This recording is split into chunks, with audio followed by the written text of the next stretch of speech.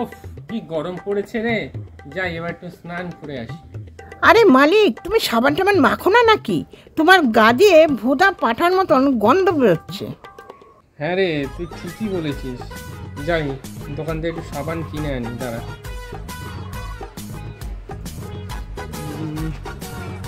এর মধ্যে কোন সাবানটা নিয়ে যায়? এ বাবু, কি চাই তোমার? সাবান কিনবো, দোকানদার কই? সাবান কিনবেন তো আমাকে নিয়ে যান না। আমি পুরো 99.99% জীবাণু মেরে দিই। আর বাকি 1% জীবাণু কি তোর দাদু মারবে? আরে আমাদের কোম্পানি ওই 1% জীবাণুটা মারার জন্য গবেষণা করছে।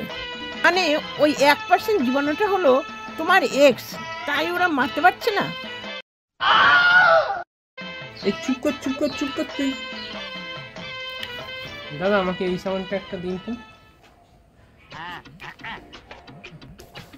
এই আমাকে ছাড়ো, আমি মেয়েদের সাথে থাকি, ছেলেদের সাথে থাকি না। এ মশাই, ওদেরকে ছাড়ুন, আমাকে ধরুন। আমি অলরাউন্ডার আছি, হাতে পায়ে, এমনকি ওখানেও আমাকে ঘষতে পারো। বাহ, কি দারুণ। তাহলে দাদা, আমাকে এই সাবানটা একটা দিন তো।